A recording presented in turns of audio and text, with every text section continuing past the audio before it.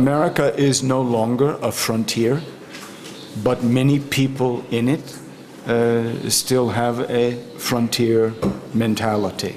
And this novel is written with the assumption that that frontier mentality is alive and strong in the lives of these characters. In a sense, what happens in northern New Hampshire, right under the Quebec border, will follow these guys wherever they go. You mentioned the license plate for the state of New Hampshire, which still says, "Live free or die." There was, however, in Puritan times, a state flag. In this flag, there was a snake poised, ready to strike. And under the flag, it said, "Don't tread on me." This is kind of the libertarian roots of this story. It comes from a very rural presumption, widespread in America, that all authority is stupid, from government on down. Anyone who is running anything is doing a bad job, right? It doesn't matter whether you're a government, or whether you own a logging company, whether you are the mayor of a town. Whoever you are, if you're in charge, you're screwing up. You're doing a bad job. This is a premise of libertarian thinking. From the moment the cook and his young son run away, you know that they will be followed. You know that they will be caught. The only surprise is how long do they have, and who's going to make the mistake that will lead the cowboy to them. I think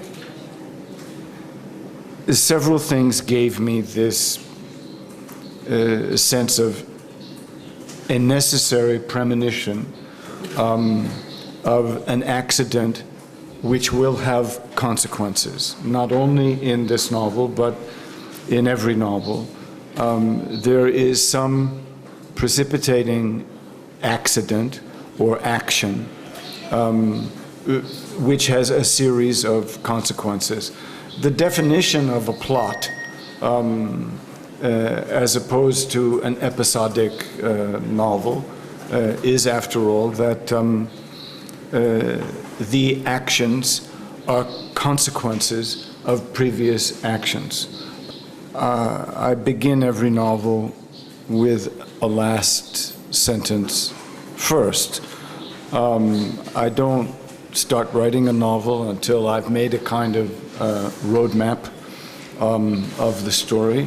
I know the action of the story before I write the first chapter. I know everything that happens. So that while in my novels it is a world of accidents, these are never accidents to me. They're planned. Almost everything is planned. This novel was in my mind longer than any other novel before I began writing it, 20 years before I started writing this novel. And as much as I knew about the story and the characters, the last sentence of this novel was particularly elusive. I didn't feel clear about it for the longest time. I began other novels that had been in my mind not nearly as long, because those last sentences were more quickly forthcoming. I planned the story. There's a lot of control I exercise as a novelist, but you don't control your obsessions. They control you. You don't have a choice about what you see or think about when you wake up at 4 or 5 in the morning. What you think about then controls you, right? Well, there's a lot of storytelling for me that is like that. If you could interview Shakespeare, wouldn't you be tempted to ask, so, what is it with all the kings and the queens? What's this about royal families that are all screwed up? You would be tempted to ask, right? Because whatever we know and don't know about Shakespeare, we know he didn't come from a royal family. Yet, why so many royal families, okay? If you had the opportunity to talk to Sophocles, right, back in 400-something BC, you might say, okay, Sophocles, so incest, one play maybe, but what about 3? Why 3? I mean, it seems that there is quite a long tradition of writers who repeat themselves obsessively. I can't tell you why, but it happens. Because I know the future of these characters, and the future is waiting at the end of the story, I almost always begin with the childhood of one of the characters. And the age of the child is also important. In this story, the boy is 12. Almost, but not yet a teenager, because he has to be old enough to have ideas about sex. He's beginning to think about sex, but he's still too young to actually know anything about sex. He's just between. Well, in a way, Daniel Bacigalupo is a very easy character because I gave him very faithfully my educational biography. He goes to all the same schools I went to. He's born at the same time. His experiences as a writer are modeled almost exactly on my own. But anyone who knows the slightest thing about me knows also that his life is the opposite of mine. I've been very lucky, and everything in Daniel's life is as unlucky as I could imagine. He is hunted with his father from the age of 12. Everyone he is afraid of losing, he will lose. Everyone he loves dies or leaves him. Everyone. He has the most unlucky life I could imagine. Not my life. Not only the opposite of my life, but a life I very much would have feared to have. The life I'm afraid of, the life of a nightmare. I've done this before. I write, I believe, more consistently about what I'm afraid of than I do about what's happened to me. What's happened to me, frankly, is of little importance. When I do use autobiography in fiction, I think nothing of changing it. My memories aren't sacred. The only memoirs I've written are about that thick. Do you plan to write it? And I don't plan on writing anymore. In other words, anything that has happened to me, I'm happy to include it in fiction, but I always change it.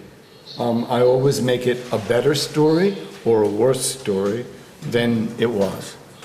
Well, I'm old enough to remember when journalists didn't ask that question.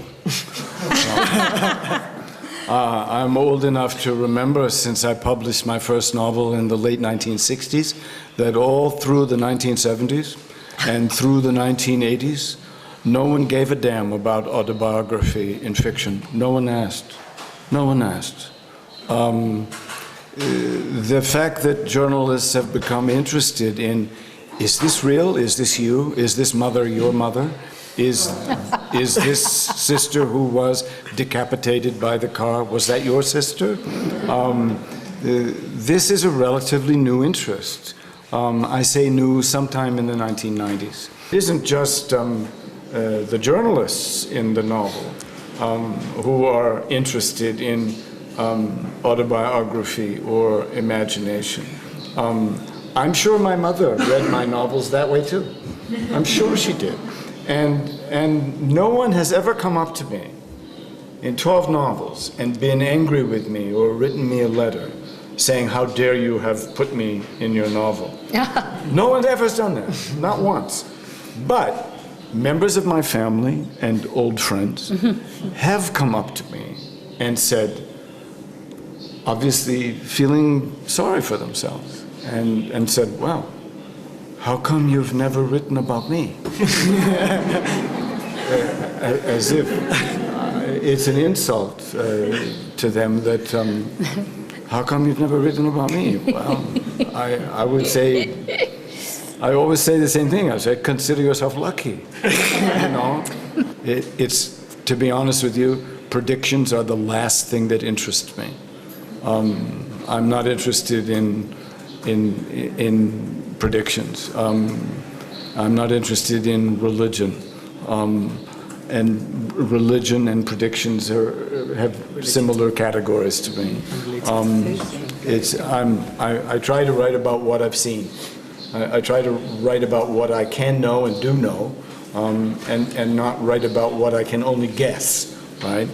But so I